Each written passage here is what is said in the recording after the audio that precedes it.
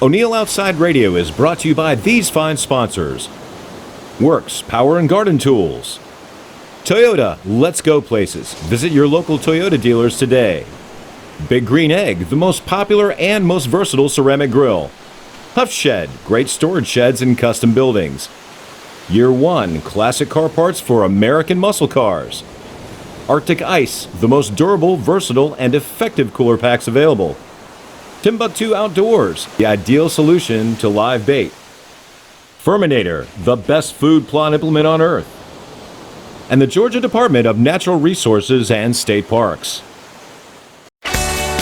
From Black Powder headquarters and the Bojangled studio at Three Falls Cabin in the North Georgia mountains, it's time for ONeill Outside. For anything in the outdoors, this is your source. Listen in and call the show with your comments or questions. And now, here's ONeill. Good morning, everyone, from Black Powder headquarters in Bojangles, which you heard all about. Welcome to Works Radio. We're going to start calling it that. Sounds good, doesn't it? Works Radio. Welcome to the program, everyone. No business, no politics for the next 2 hours. No, indeed.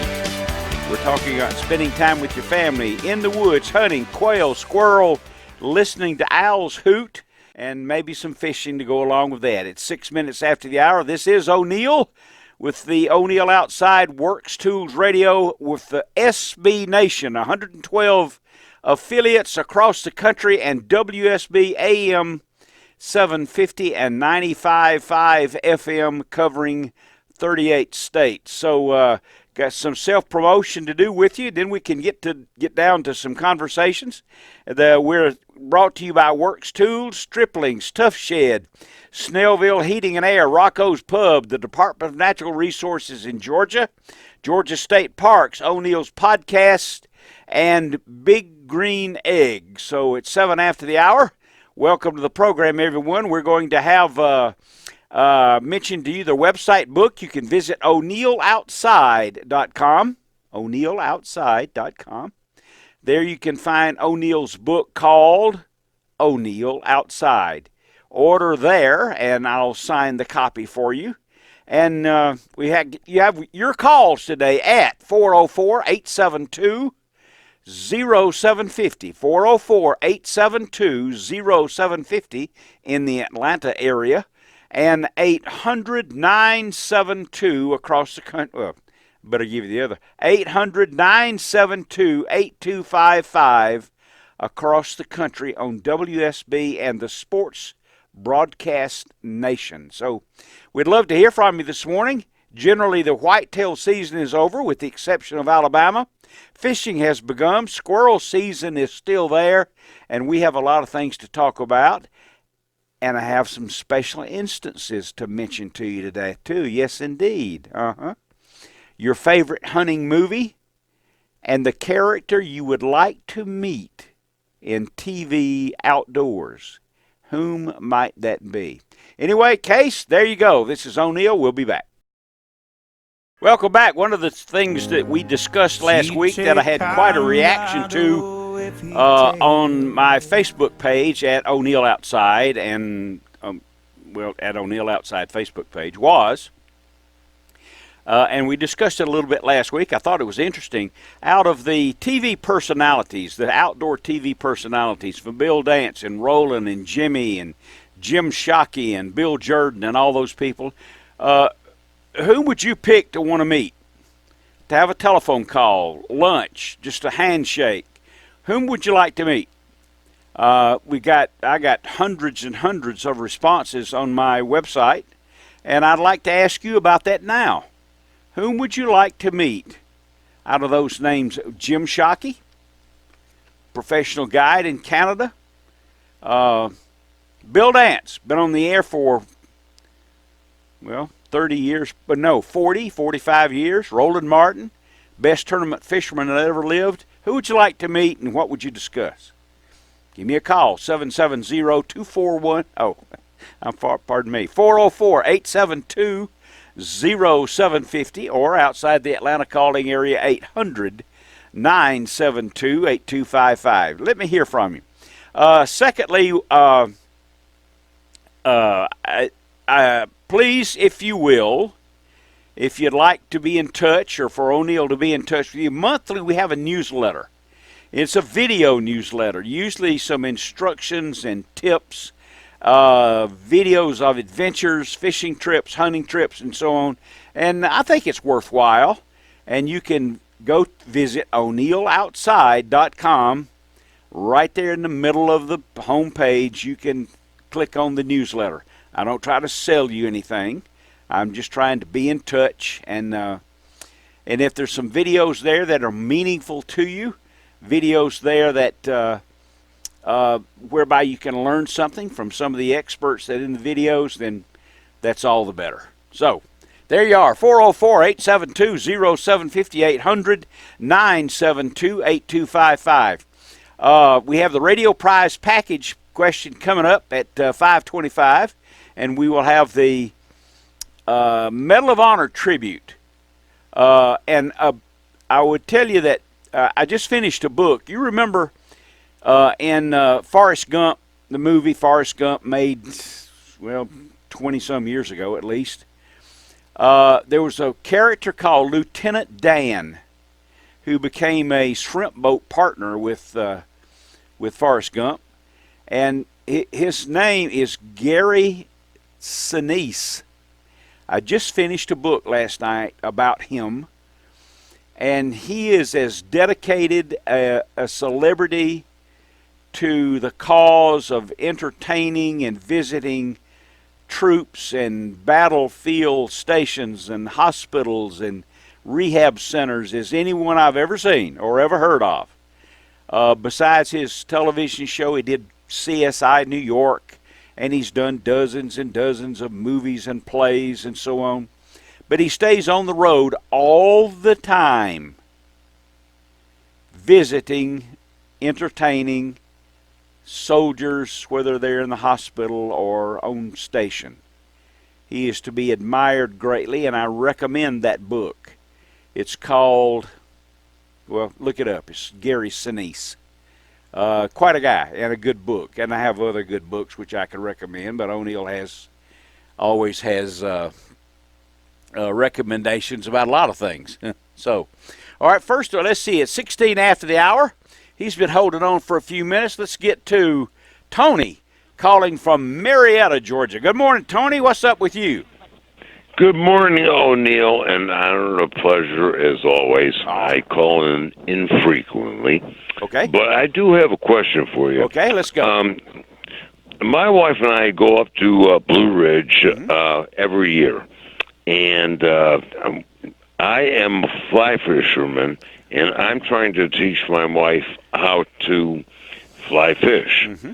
And the fly fisher place closed down in Blue Ridge, and do I just pick up a card that says, we'll take you out to teach you how to Blue Ridge? I want to teach my wife how to fly fish. Oh, boy. Well, that's a good assignment, but it's certainly worthwhile. And there are some excellent fly fishing destination in Helen. Instead of Blue Ridge, go to Helen, Georgia. And we've been there before. Yeah, and Helen, Georgia has a very, very dedicated fly fishing destination for the river there, and they'll teach you all about it. And if you know how, you should be able to teach her. Well, I can teach her, but not like the pros. Oh, well, that's true. My father and my grandfather, they taught me how to fly fish at Clam Lake, Wisconsin. I see. Way up there. And, I caught lots of stuff. Oh, I'll bet but you did. That was way prior to my wife and myself getting together. Well, I would recommend that you give it a try. I can't think of the name of the fellows there in Helen, but I'm sure you can look them up on the internet. And there's always someone there. This place is very active. So, and they have. Well, I'm going to look it up. Mm-hmm. Helen, Georgia. I'm going to look that up because we've been to Helen a couple of different times. Okay. And I just want to teach her how to fly fish so that she can relax and I can have a good rest of my life. I understand. Well, you have designated fly fishing, and it is a singular sport.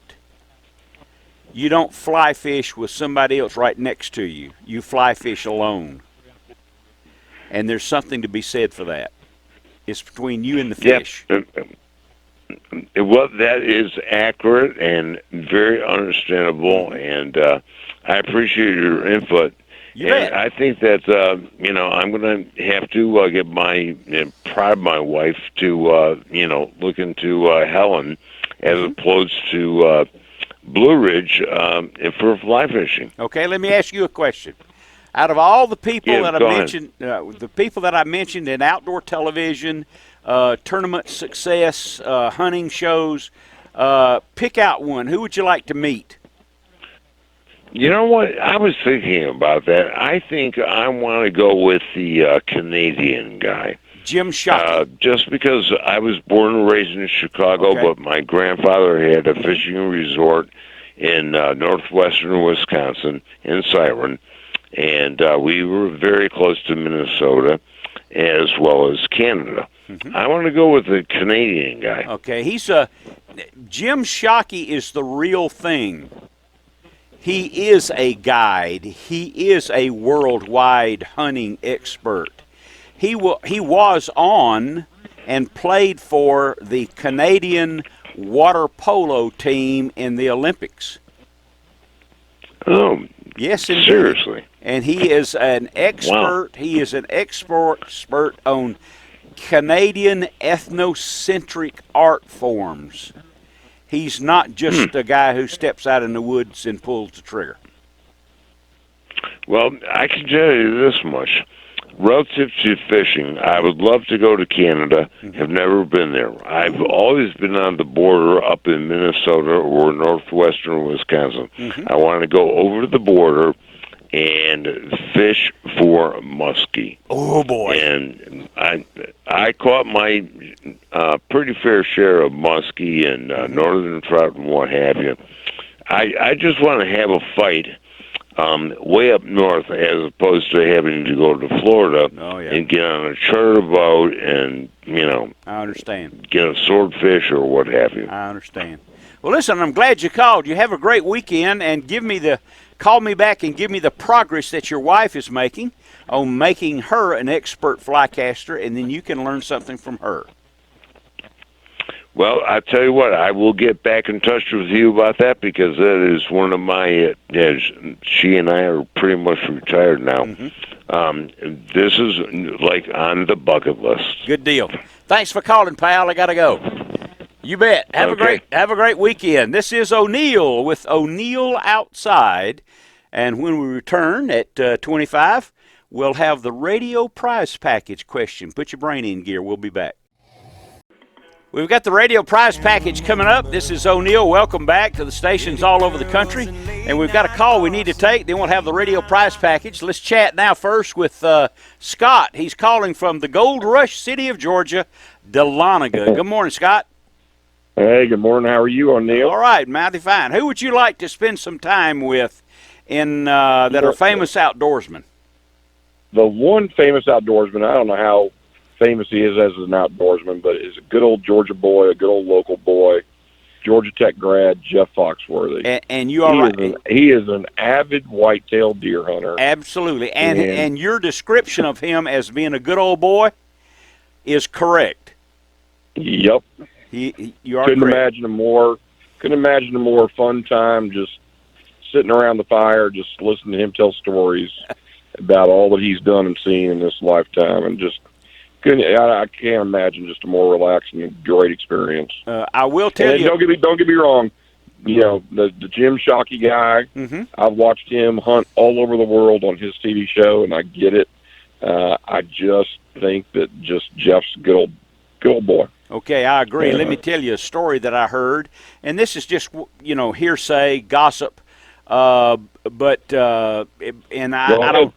know if it's true or not because I wasn't there, but I understand that if he makes a commitment to speak at a church or a wildlife show or a trade show or something like that, he always honors it to the tune of he will fly his jet to the location and give his speech or his entertaining portion and then return to the road. So That's awesome. whatever's necessary, he keeps his promises. Well, that's a good thing, especially if he's going and talking to young kids today. Yes. They're too busy sitting in front of a daggone TV or their face buried in an iPhone. I know. Instead of getting out in the woods and enjoying hunting, fishing, duck hunting, pheasant hunting, squirrel hunting, rabbit hunting.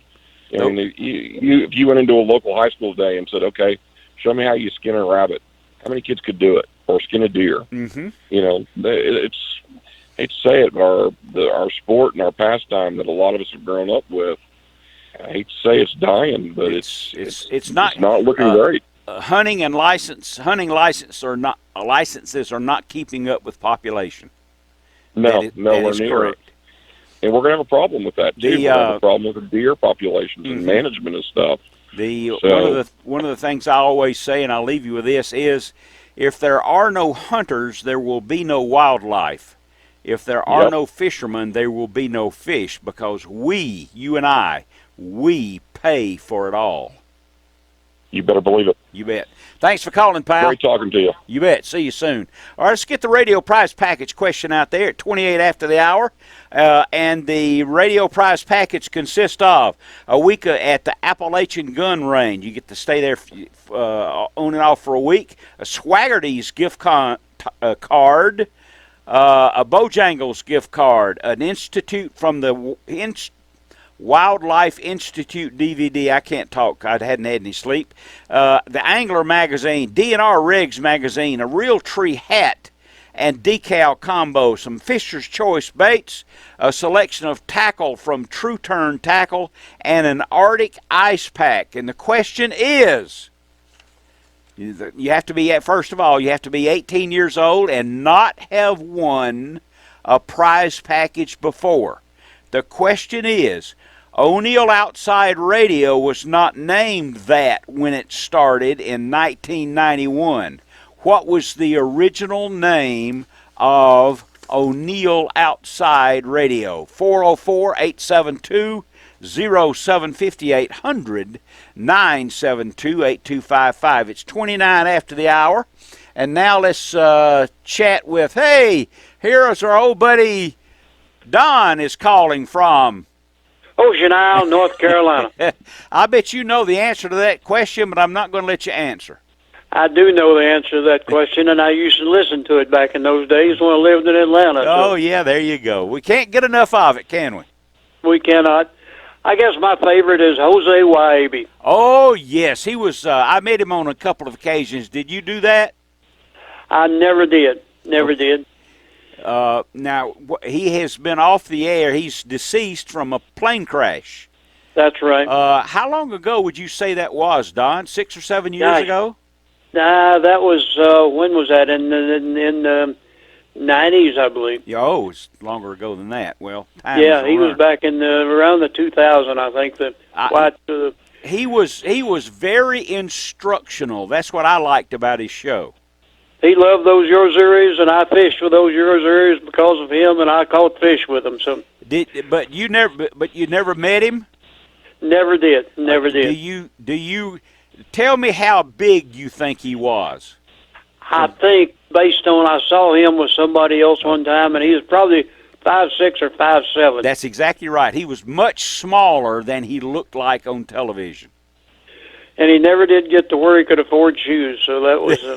That's right. Well, he let's see, he died in a plane crash, didn't he?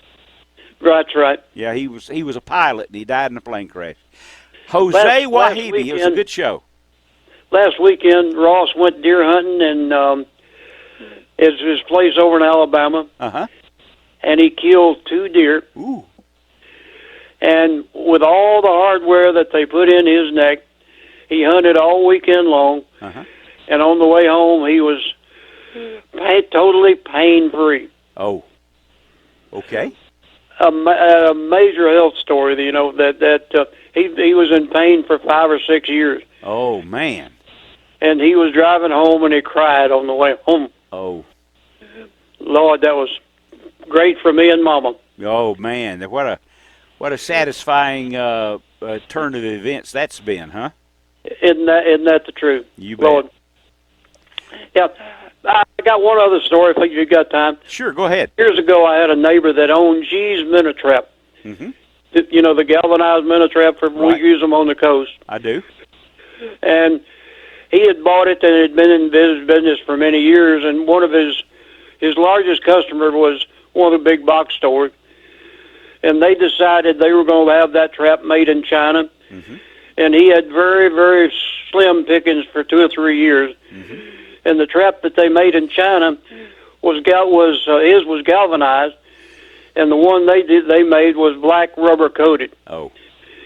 And after 2 or 3 lean years of going through that, they found out that the black minnow trap didn't catch fish, wouldn't catch minnows. They could go in, but they'd come back out. Oh boy. So they didn't work. So after that, all the small independent rod and tackle stores where you bought and they bought them from Henry's out of Morehead City. Mm-hmm. And now, and after that, he wouldn't sell the big box store anymore. They had to buy it through Henry. Oh, that's good for him. Yep, great success story. And I had a chance to go with him on a couple of conventions over in Greenville when they had the rod and reel show over there. That was a great experience. Well, I'm glad about that, and be sure and tell Ross I said hello. And he's down in Panacea with Duncan this weekend, and guess what they're doing? Triple tail. Oh my goodness, what a good eating fish! That is you bet. All right, I got to go, pal. I'll see you soon. Love you and Gail. Bye. You bet. See you later. All right, the question is still out there, I think, and for the radio prize package, that being, what was the original name of the ONeill Outside radio show as it aired in its beginning in 1991? The telephone numbers are 404-872-0750 or 800-972-8255. You can't have won a prize package before. You have to be 18 years old, and it's quite a prize package. It's worthwhile. And besides that, you get to call the show, and you'll get ONeill to tell you how smart you are. It's 34 after the hour, and we've got some calls lined up. I hope somebody gets that answer. Don knew it. Maybe I should have asked him, huh? Maybe I should have. Another book for you. Ready? The Great Bridge. It's about the construction of the Brooklyn Bridge. Now think about this for a second.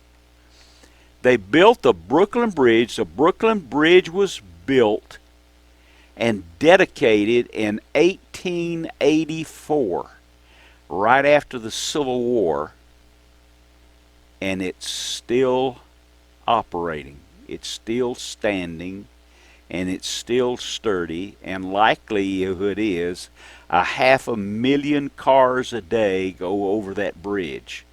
They dug the tunnels, they dug the foundations under metal domes by candlelight. Talk about an engineering feat. It's called The Great Bridge. And after you've done reading it, you'll know more than you did before. Let's see if we've got an answer to our question yet. And I'll take a look. And no, we don't. The question for the radio prize package is, what was the original name of the ONeill Outside radio show when it began? And we'll use a date of 1991 when the show began. We had a great theme song, too, about that. We're going to go to a break here, just a couple of seconds early. And then we'll, I see we've got Milton Crabapple coming up right after the break. That's always fun. This is ONeill with ONeill Outside, the #1 live outdoor-based radio talk show in the country. And thanks to you all that call the program and listen and support our sponsors, maybe we can keep it going for a couple of more years. What do you think? Is 28 years enough? Nah, we probably better stick around. This is ONeill. We'll be back. radio prize package. Yes, indeed. 40 minutes after the hour, 404-872-0750, 800-972-8255. You're listening to ONeill Outside, Saturday mornings, AM 750 and 95.5 and the SB Nation Radio Network. And now let's talk to our old friend Milton Crabapple. Good morning, Milton. ONeill? Yes, sir. Milton Crabapple. Yes, sir. How you doing this morning? I'm doing outstanding this morning. How's Milton? I'm doing fine this morning. Doing fine. I hope the rain's over with for a little while. Yeah, that's right. You going squirrel hunting this weekend? No, I believe I'm going to go this weekend. Okay. I got too much work to do this weekend. What do you I work? got a lot of squirrels in the freezer. I had some squirrel dumplings night before last. It sure was good. Oh, I'll bet. Yes, sir. This time of year, do you parboil the squirrels? I do. Okay. Because they're big old grown, mature squirrels. Tough as shoe leather. Okay. But they sure do taste good. Just parboil them down, get them tender, and then you can do whatever you want to do with them. I like to make dumplings with them, or either batter them up and fry them like chicken. Oh, boy. Tell me, before we get to the subject of your call, now, out of all these TV personalities and tournament veterans and famous outdoor people, who would you like to spend some time with on the telephone or a brief meeting? Well, there ain't no doubt about it, ONeill. The person I'd like to spend some time with would be Gadabout Crabapple. My great-great-uncle, yes, sir. Okay. Well, he was a well-known fisherman and outdoorsman and all, but lots of people don't realize that ain't all he did either. Really? Yes, sir. He drove a tow truck, too. Oh, I see. Yes, sir. He was an enterprising fella. It sounds like it. I was just thinking about when I was on hold about one year there in the wintertime, by the bottom of that big hill about a mile below my house, there was a big pothole down there, a big mud hole, and I'm telling you, it was awful. It was like that for weeks and weeks, and every time somebody tried to go through it, they'd get stuck. And Gadabout Crabapple just had his tow truck parked down there on the side of the road, waiting on them to come along. Right. They'd come along and get stuck, and he'd tow them out of there and charge them $10. They ain't no telling how much money he made over a period of weeks there. I'll be darned. The county was down there every day working on that mud hole, trying to find out where that water was coming from. They'd put a sump pump in there and pump it all out and get it all fixed up. Next morning, it'd be full of water again. Oh. He'd be shut down there. I told him one time, I said, I got to go to Crabapple later on. I said, if I get stuck, now you pull me out. He said, well, I'll be down there. I'll be waiting on you. He said, anytime you come along, I'll pull you out of there. He said, just between you and me, he said, don't come down through there in the middle of the night. I said, why not? He said, because it takes me from about 10 o'clock at night till about daylight in the morning to haul enough water out of my well to fill that pothole up. Oh, I see. Yes, sir. He had him a thing going down there. He created his own service, didn't he? He sure did. Well, he was a quick thinker. I believe that. He tried out for the Olympics too, for the grappling team. Oh. But they didn't. They decided to scrap the grappling team. I see. Well, there had too many folks getting bit. Oh, I was with a guy one time that got bit when he was grappling. Yeah, I remember that all right. Yeah, that was you, wasn't it? I believe it was. Of course, it wasn't my fault I got bit. Whose fault was it? Well, it was your fault. Oh, I don't know. Fool around caused me to get turtle bit. Beats all I ever seen. Bit right through that red underwear, too, didn't he? Yes, sir. Well, it won't be long till it'll be time to go grappling again. Yes, sir. Oh, goodness. What's the biggest snapping turtle you ever grappled? 34 pounds. Matter of fact, that was that turtle that bit me when you was with me. Oh, I'm sorry. The biggest one I ever caught. I'm sorry that happened. I'm telling you, that thing had a clamp down on him. I'm telling you, he had some power. That's right.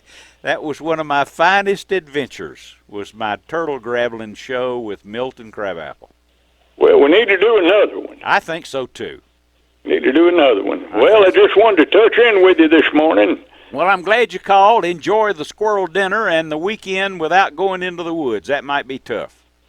By the way, anybody got that prize package answer yet? They do. No, they do not. Well, I know the name of it, but don't tell nobody. I won't tell anybody. They got to guess. The original the original name of the show should not be difficult to recall, but it has been a long time. Winner on two. As I recall, it was basket weaving with ONeill. Yeah, and I am told, the engineers just told me we do have a winner for the Great Outdoor Well, that's good. Well, go talk to him, and I'll be listening. Mighty fine. See you soon, Much Milton. obliged. You bet. There we go. There goes Milton. And let's see. Let's get the name here. Let's talk to James Buchanan. James, are you calling from Buchanan, James?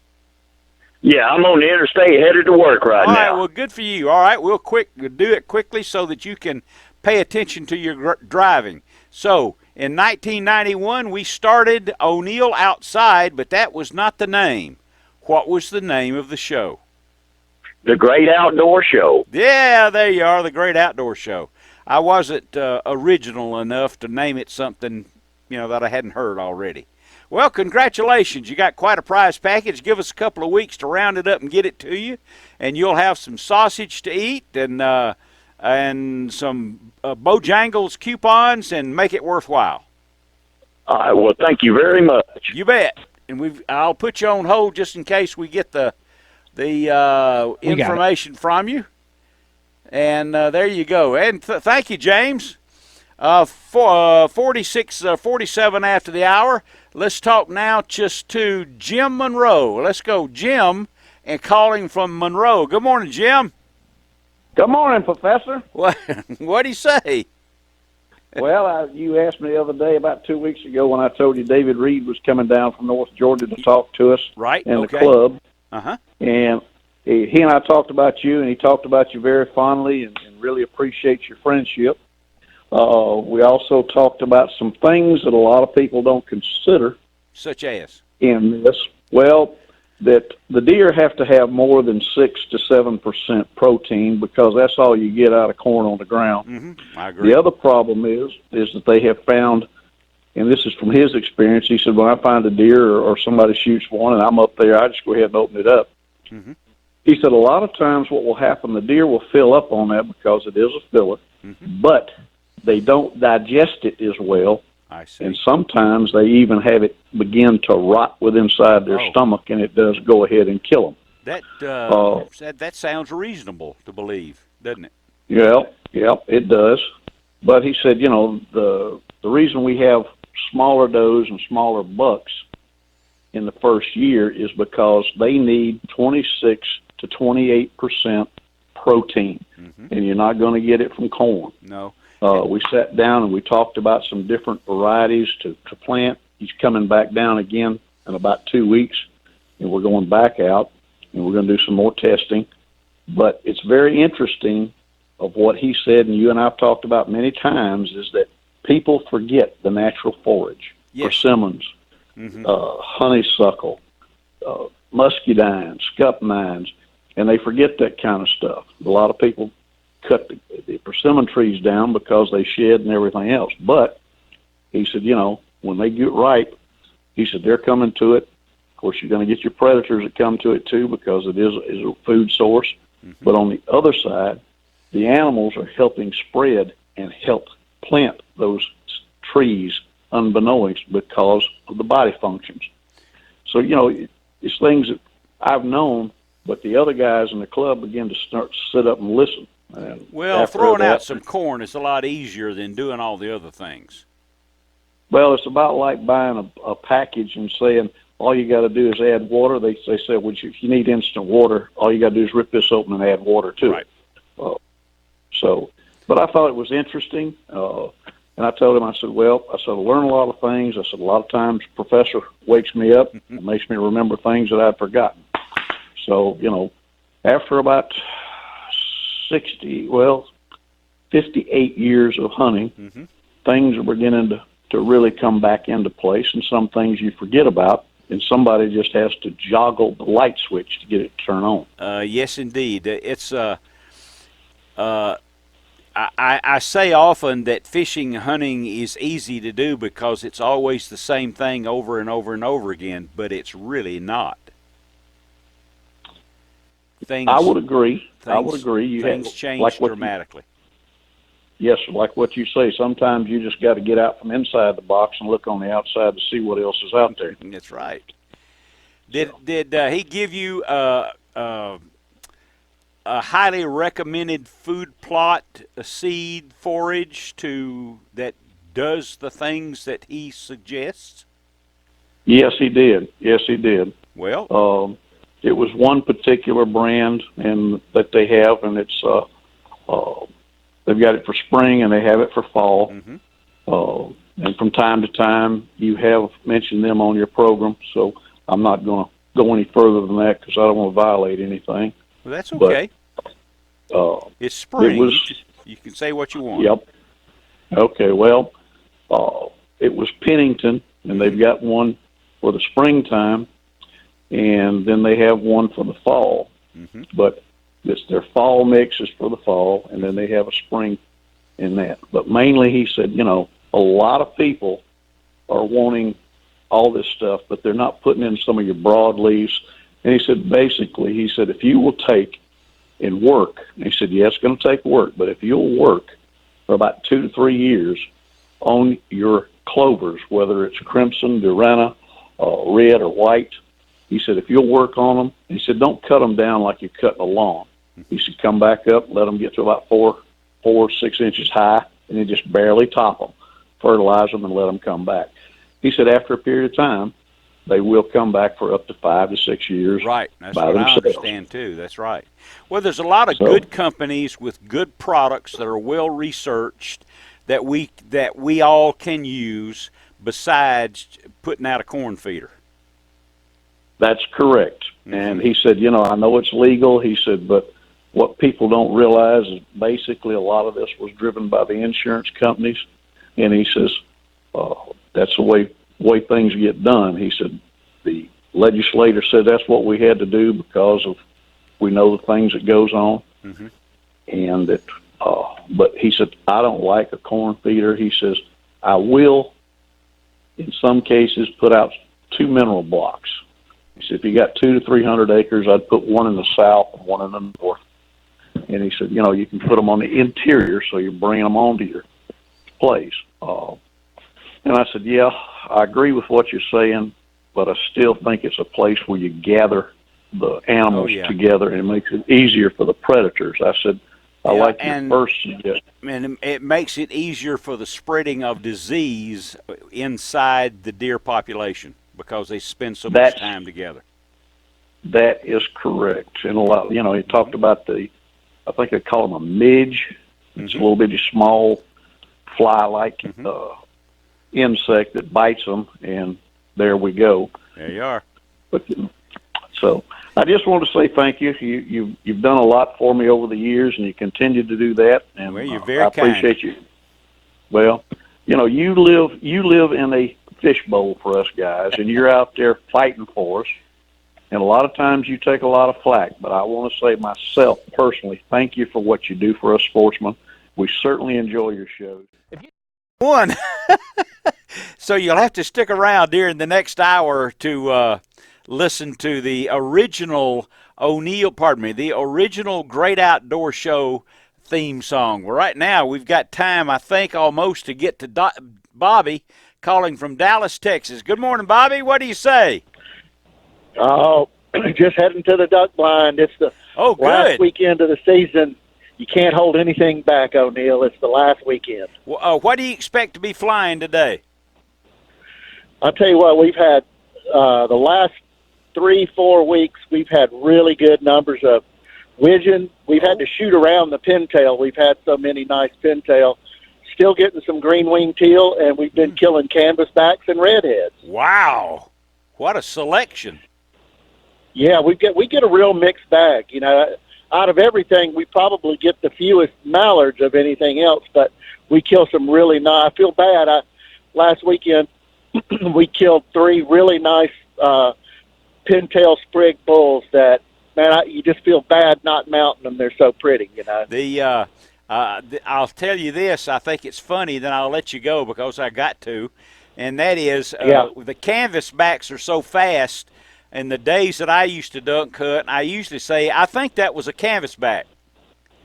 Yeah. What was that? I think it was a canvas back. Quick. They're the fastest, aren't they? They're pretty darn quick, yeah. man. All right. They're as fast as a teal and big as a mallard or bigger. There you go. I got to go. Now you're listening to ONeill Outside, second hour of Outdoors, headed your way here on a Saturday morning on the SB Nation Radio Network, AM 750 WSB and 95.5 FM WSB across the country. Welcome to the program, everyone. Some crass self-promotion. You can listen to ONeill Outside podcast by going to our website at ONeillOutside.com. You can listen on Apple and SoundCloud and Google and, lots of places. So listen to the podcast of shows like this and my personal messages also. You can register for and receive our newsletter. It's a video newsletter. You get it once a month. I don't try to sell you anything, but it's some excellent videos that are teaching videos. And we have 360,000 people who are subscribers, and you should too. If you don't like it, click off of it. We'll have in this hour of the program, we will have the Medal of Honor tribute, the True Turn tackle tips, and the mailbag. So we do have a busy time. Our telephone numbers are 404-872-0750, 404-872-0750, or outside the Atlanta Collier area and all across the country is 800-972-8255, 800-972-8255. So join us. The True Turn tackle tips, the mailbag, and your calls. We'll be back. You're listening to ONeill Outside, Saturday mornings on WSB. Before we get to the next call, I have TJ's True Turn tackle tips. TJ Stallings was a natural teacher. He's gone from us now. He worked for True Turn, and he was always figuring out things to help fishermen. Listen to this. When you're getting your tackle ready this year for the spring fishing, he says, run a piece of cotton through the guides on your rod. If any of the cotton sticks to the guides need replacing. There are cracks in there that you can't see. And if your mono gets caught in the crack, it may scratch the mono and you lose the fish of a lifetime. And that is your True Turn tackle tip of the week from True Turn. Now let's take the calls. Bob is calling from Marietta. Bob is calling on ONeill Outside. Good morning, Bob. Good morning. How you doing? Outstanding. I'm really enjoying your old bumper music. Oh, yeah, that's good, isn't it? Yeah. Okay. Aside from wanting to meet you and Gail, okay, I would love to meet Hal Coleman and watch him in his persona of Milton Calrapple. I'll tell you how you can, I don't know how you can meet him, but I can tell you how you can watch him. And you can go to my website, and on my website there are DVDs and so that you can watch Milton Crabapple. And he is a delight. But you have What's your website? ONeillOutside.com. ONeillOutside.com. Yeah, but you have you have to remember, then I'll let you go. You have to remember that everything that Milton says is a con job. Everything he says is a joke. Okay? I know. And that's what makes him so much fun. I love hearing him. Oh, yeah, me too. He's a good friend. ONeill, ONeillOutside.com. That's the one. Okay, thanks a lot. You bet. Thanks for calling, pal.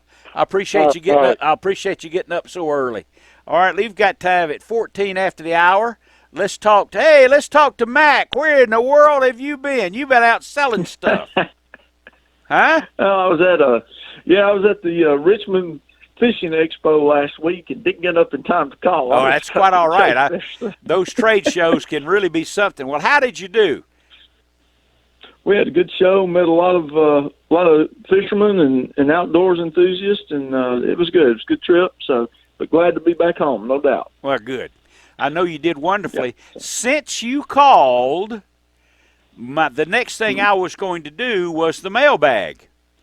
I would like for you to answer the mailbag. Are you ready?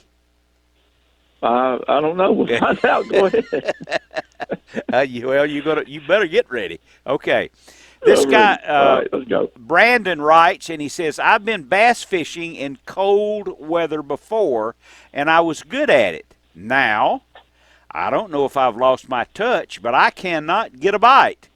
Deep water, chartreuse worm, slow reeling, drop down deep, all the tricks I previously have been successful for me does not work anymore. What's going on with this guy? Did he specify where he's fishing? No, just cold, deep water.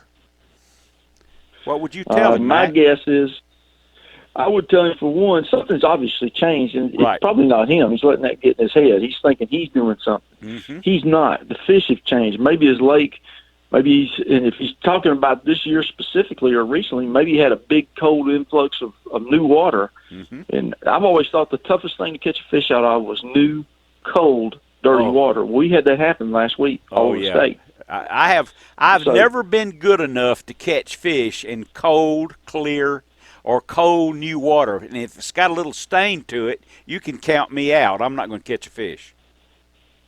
I bet you that's what happened, and it's probably it may not even be the fish are biting. It may have moved them if it was enough. And once the water moderates, they'll come back. It takes a couple of days. Well, but, my guess is. Go ahead. I'm sorry.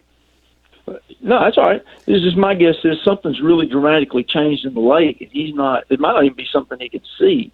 It's probably not what he's doing. It's something that the fish are doing that he's not picking up on. I agree. Keep doing what you're doing. The fish doesn't suddenly get smarter. No, they left. There's a lot of things that go on in their environment that we can't monitor from up here. Yeah, absolutely. So bait fish move, and so something's just changed with his lake. His technique's probably sound. The methods he's using, things that tend to work every year. So I would suggest keep doing what you're doing. Maybe think outside the box and fish places that you haven't been places. And one other thing, and then I've got then I have something for you. One other thing, whatever you and this applies to all fishermen. Whatever you might change to, that's new. Worm fishing, crankbait, whatever it is. If you've changed from the big lake to the river, whatever the change you've made. It takes more than an hour for you to investigate whether it's going to work or not. I think at least. It takes. I tell everybody I'm going to try something new today because I understand somebody catches a lot of fish doing it.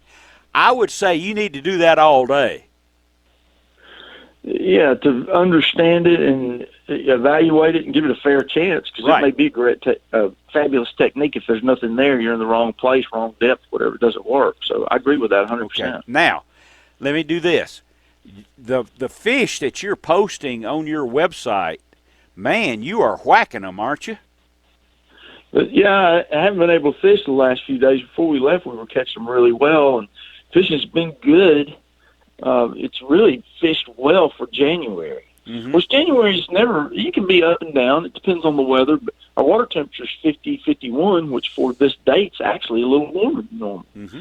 So, yeah, the lake's fished well, and man, no reason to see. And, here's something to think about, too, for everybody. We're in late January, and we've never gotten cold. There's a chance the water's never going to get super cold. So we should just be able to move right on through the spring. And for the most part, we've had good fishing weather. This past week was pretty tough. It was really cold. But we're past that. It's going to moderate, and we should go back to normal weather. So the lakes have fished well, not just Lanier, but all lakes from what I'm seeing, and no reason to think it won't do that. And the spring's might get off to an early start. Who knows? We got a lot of winter left, but yeah, it's been good, and optimistic that it'll stay that way. And we're a month into the increased hours of daylight. Absolutely, we're a month off the solstice, so the days, and you can tell the days are getting longer. Oh yeah, and you look at some of the plants; they're responding ahead of schedule, if you will. Look at some of your trees and how they're budded out. In our yard, we've got buttercups up already. That's early. That's a month early almost. Yeah. Well, I'm glad you had a good show, and that Mini Mac or whatever it is that you're using, you must be really whacking them, because I'm looking at some great photos you're putting up. Yeah, and a lot of those are customers, and they're coming off different lakes. And Mini Mac's it's been incredible. We had great buzz with it up at Richmond. I was surprised people heard of it up there and were fishing it. So, yeah, it's got year-round application, but the last few weeks have been really good with it. Some nice fish. So we're going to go put one to good use right here in a minute. Oh, you're going out today? We're going to fish today, and yeah, we're back now. The traveling and goofing off's over. It's time to fish now. We're back at work. Okay. All right. Well, all right. One more thing. Give me the date that springtime arrives and the fishing's change. I'll give you one shot at it. I am going to say, if I had to pick a day, I'm going to say March 10th. March 10th. I'm going to write it down and challenge you on that. Okay, that's the point, I think. That's not the true beginning of spring. No. But that's the point where the number of hours of daylight kind of equal out. You bet. What you just said, photo period's longer. They're committed. The waters have usually warmed up past 50, and they're going to stay there. And that's when things really, really ramp. That's when fish commit to spring, for lack of a better term. The spring equinox, right?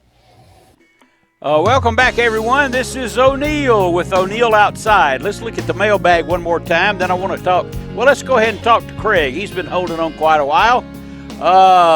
Craig, good morning. You're on ONeill Outside. Welcome. Good morning, ONeill. I can hold on all day. I'm gonna listen every morning anyway. Okay, good deal. Glad you called. Well, I got to tell you, me and Don and some of us are telling our age when we go to talk about listening to the original Great Outdoor Show. And you told a gentleman a while ago to be careful about Milton, but gadabout is real. There was a real gadabout. but the thing I called to tell you is I won the prize package a year ago. Well, April, and of course enjoy it every day. But the only problem I have with it is Arctic ice. I've ordered probably $200 worth of them things since I got the pack. My prize package, and them things are the best. So yes, they are. Not trying to make an ad on the radio on my call, but I tell you what, the extra large tundras will keep them. It will freeze your cold brews. Yes, indeed. That's a great one. But listen, anyway, that's all I had to say. Enjoy the show every morning, and all your callers, Matt, Don, and all right. Let me ask you a question. Okay.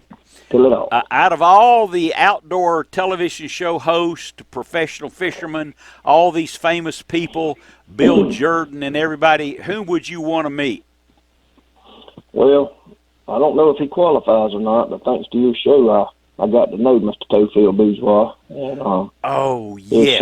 I'm going to tug on your heartstrings about it because I know you and him was pretty close. But, I think about him quite often and go on his website and kind of read the memoirs that people wrote. But I'm kind of like Don. I've been around a long time, and I just, I've traveled outdoors and reread the book twice. And, I can tell folks that if you ain't ordered it again, order it and share it with someone, because it's not a book about this, that, and the other. It's just a book about us hunting and fishing. It carries me back to my early days, and I think every man that reads it, or woman, or whoever that's experienced what you have, you kind of put it on paper for us. Well, you're very kind to say those things about ONeill Outside, and I think the tagline works out, doesn't it? People and places along the way.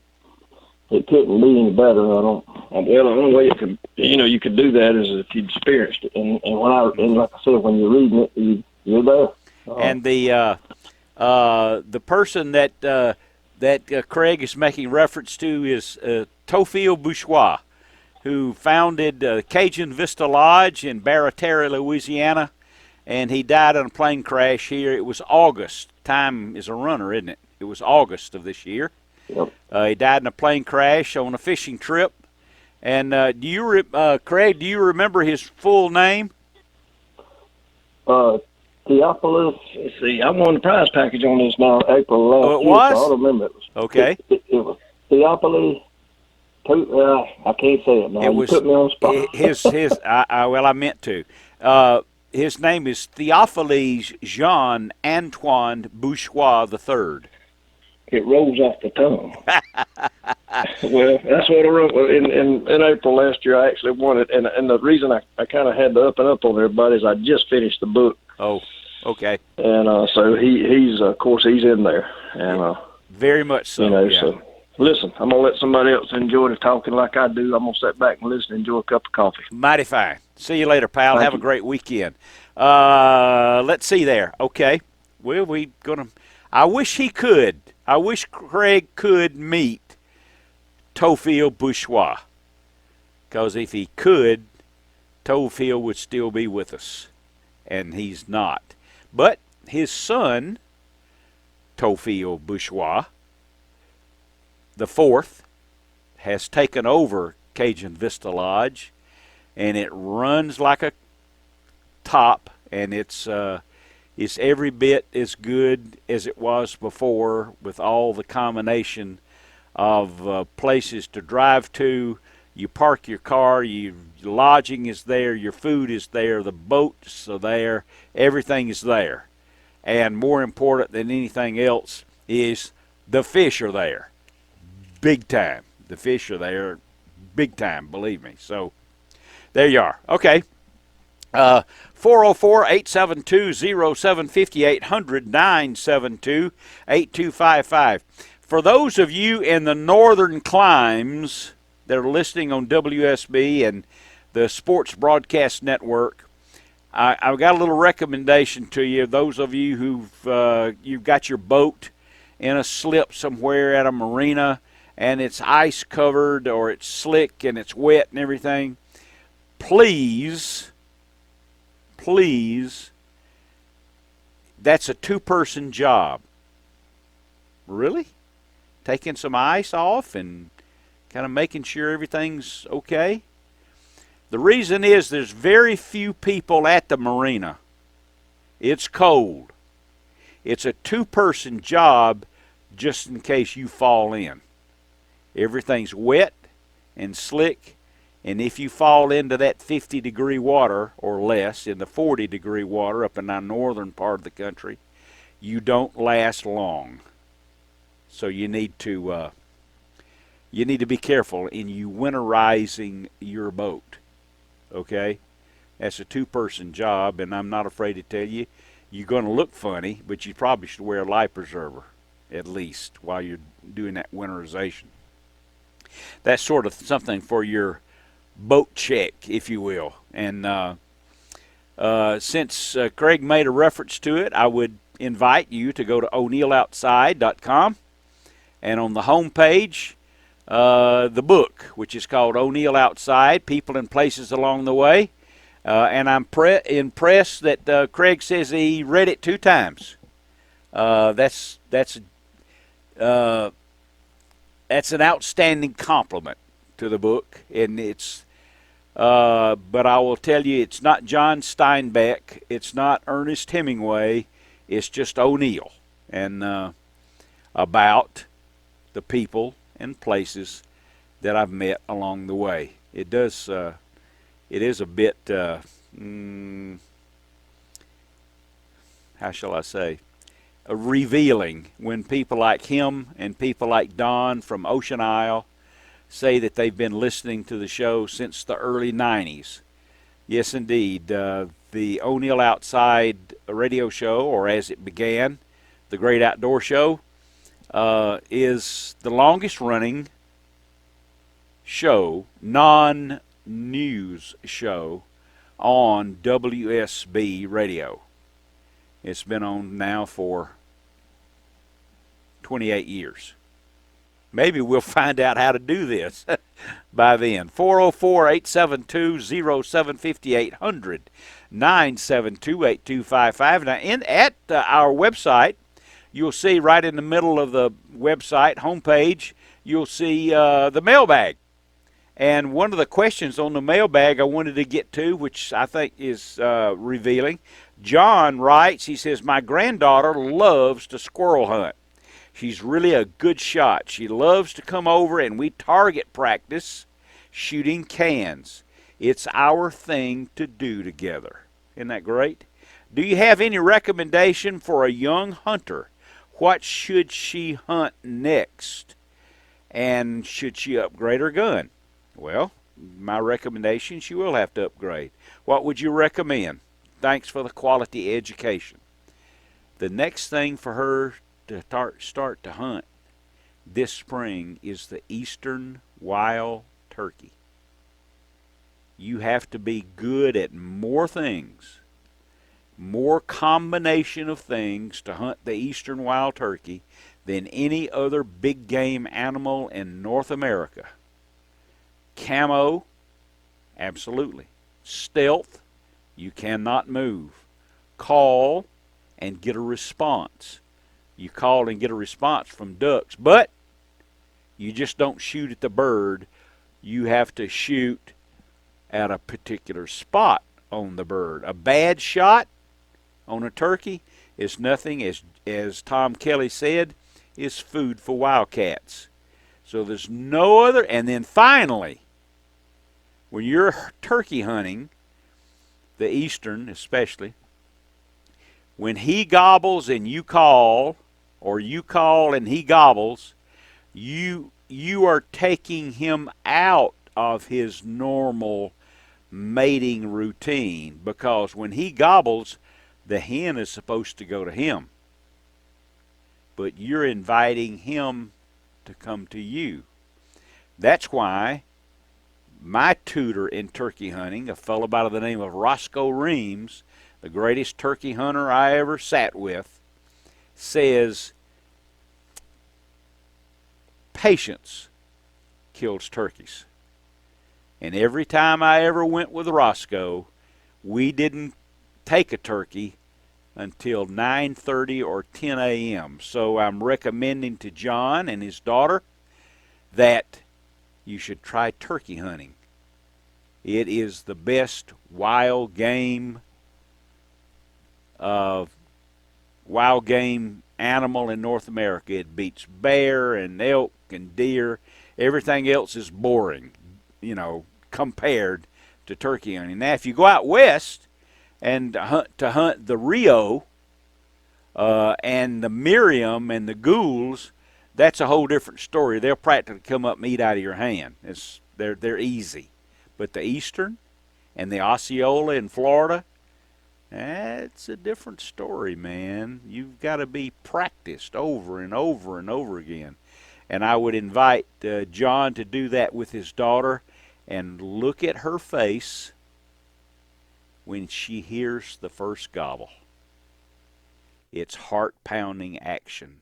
That's for sure. 404-872-0750, 800-972-8255. There's more outdoors headed your way.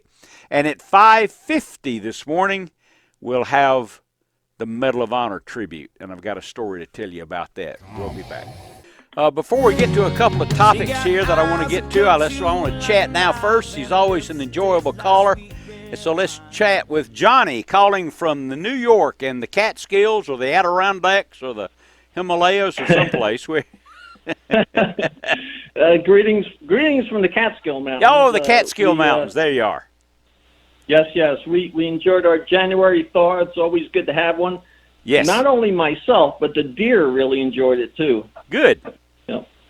But we do have some snow on the ground, and it's always a good time to get out. But you and like Milton and the other folks been talking about squirrel hunting, and I did extensive squirrel hunting way back in the day when I didn't have much food.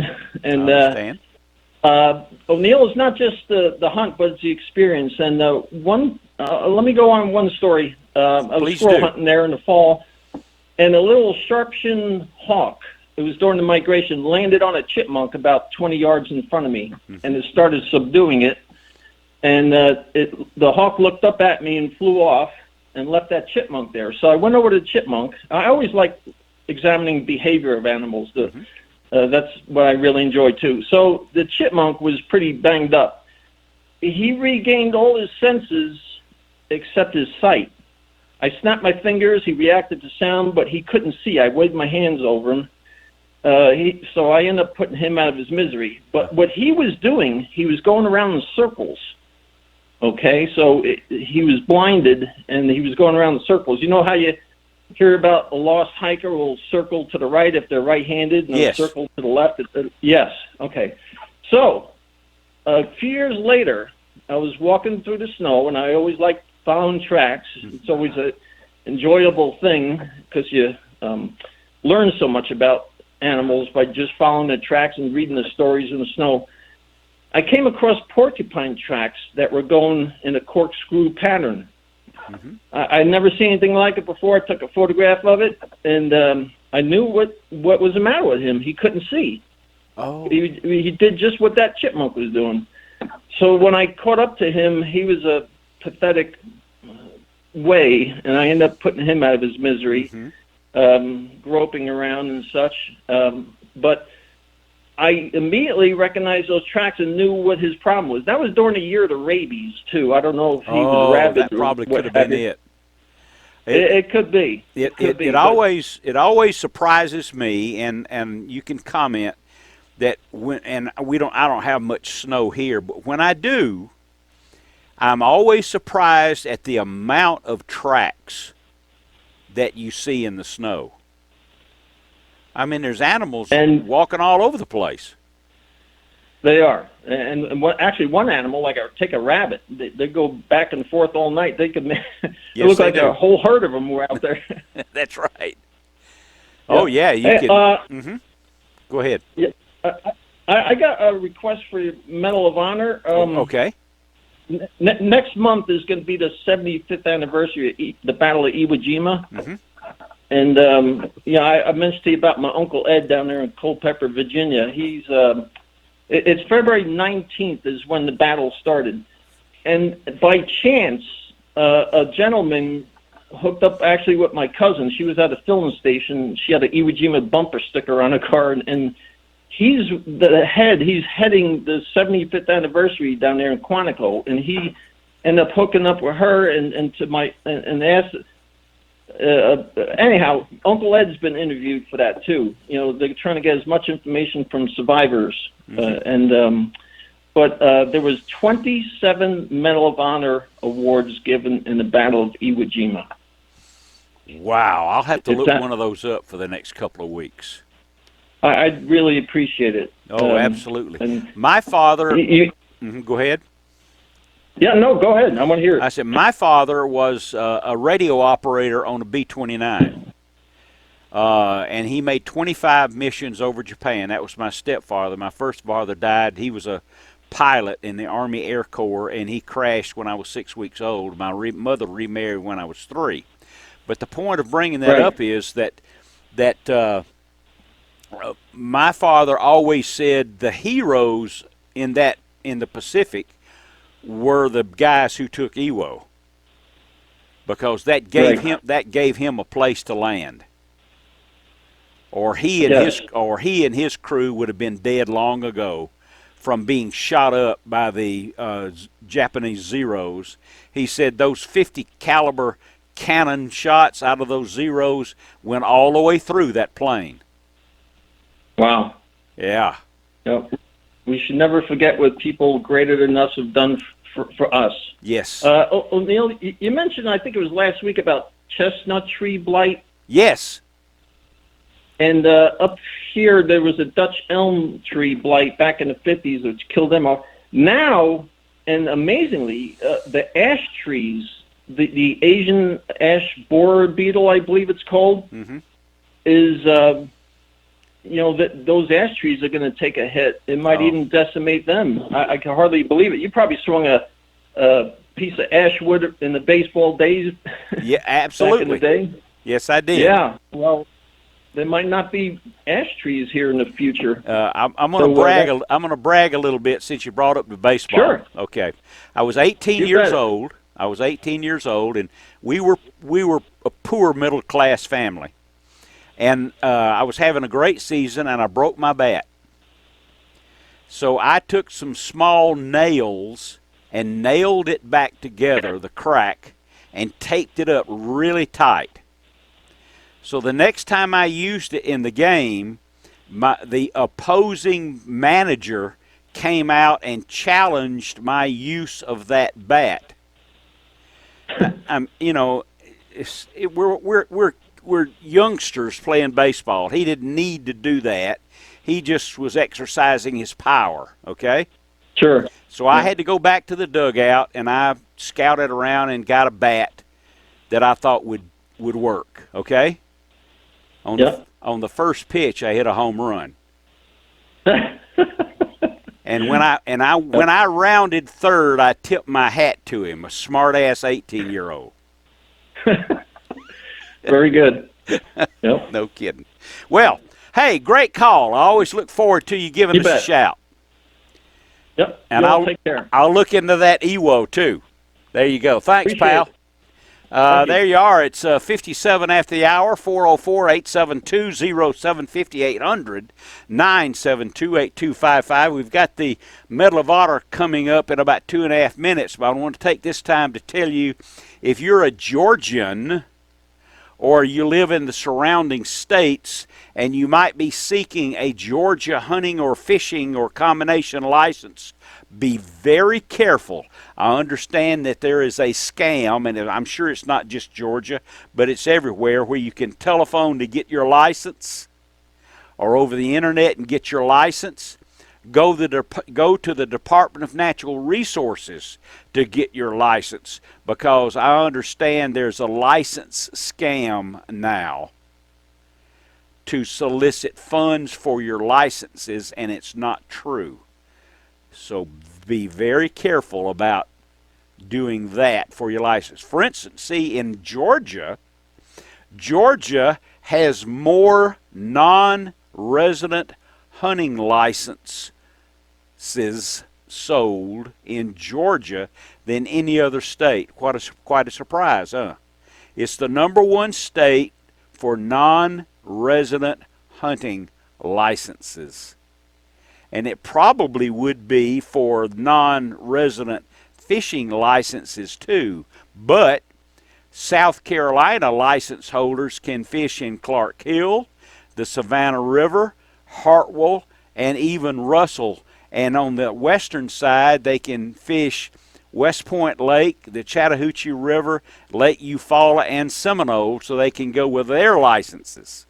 So, anyway, that's a little bit of a lesson and a warning to be sure about how you buy your licenses in the state of Georgia, and for both residents and non-residents. That's how we support wildlife, is our licenses, tags, permits, and state park usage. If there are no hunters, there'll be no wildlife. If there are no fishermen, there will be no fish. And now, in the next few seconds, we'll have the Medal of Honor tribute. Honor, courage, and strength of character. These qualities are embodied by the recipients of the Medal of Honor. Now let's recognize this week's Medal of Honor recipient on ONeill Outside. Sergeant Matthew Williams, January 25th Medal of Honor. Sergeant Williams was part of an assault and since enemy machine gun sniper rocket trail grenade fire engaged it. The lead portion of the assault element sustained several casualties and became pinned down on a sheer mountainside. This was in Afghanistan. Sergeant Williams, upon hearing that they were in danger of being overrun, braved intense enemy fire to lead a counterattack across a valley of ice-covered boulders and a fast-moving, ice-cold, waist-deep river. Under withering fire, Sergeant Williams and his local national commandos fought up the terraced mountainside to rescue the soldiers. Sergeant Williams braved enemy fire once again to move the team sergeant down the sheer mountainside to the casualty collection point. He carried him over his shoulder. Sergeant Williams then fought and climbed his way back up the mountainside to help defend the lead assault element that still had several casualties in need of evacuation. Sergeant Williams directed suppressive fire and exposed himself to enemy fire in order to reestablish the team's critical satellite radio communications. He then assisted with moving the wounded down the near vertical mountainside to the casualty collection point. Noting that the collection point was about to be overrun by enemy fighters, Sergeant Williams led the team in a counterattack that lasted for several hours.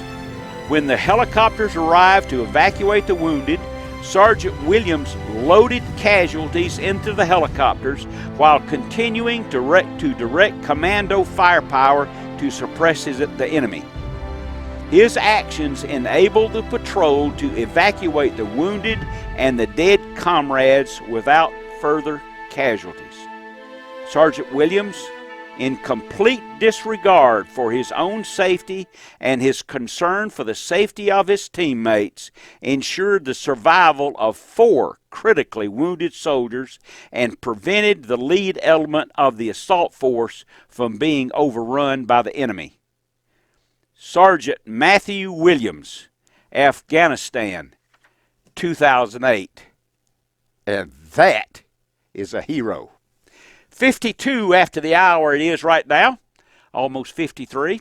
The Great Outdoor Show, or ONeill Outside. Well, we play this every week. 2 hours of outdoors. Have you enjoyed the fact that there's been no politics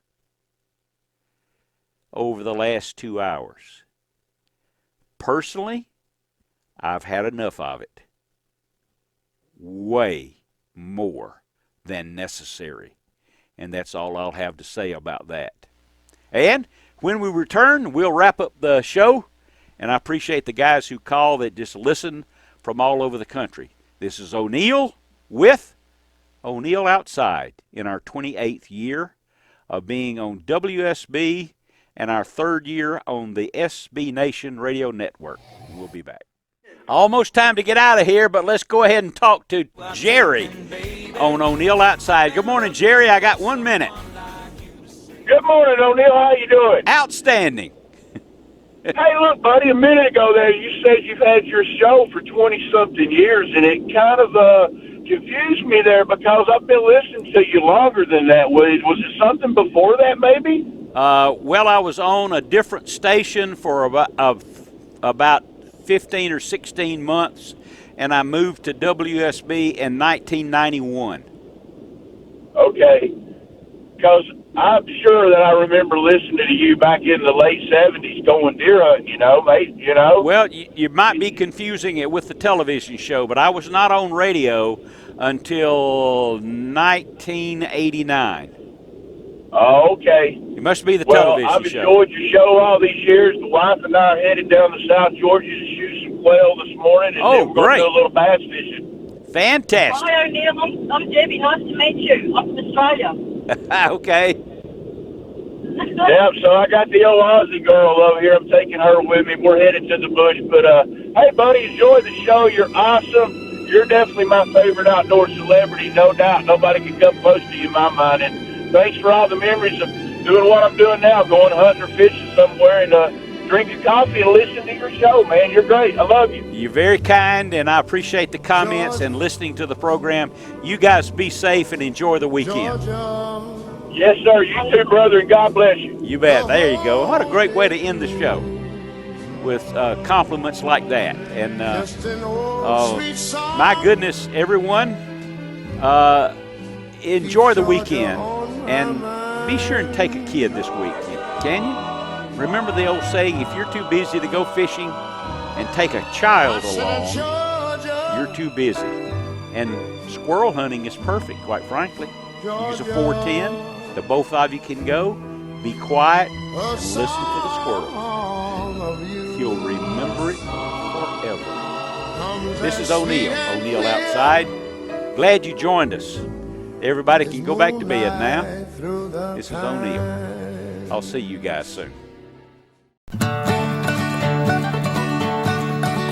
I once asked a mighty hunter, coming home from the field, how he came to possess such mighty hunting and fishing skill. He said, I'll tell you a secret, son. I learned everything I know from listening to ONeill Outside on my radio. ONeill Outside.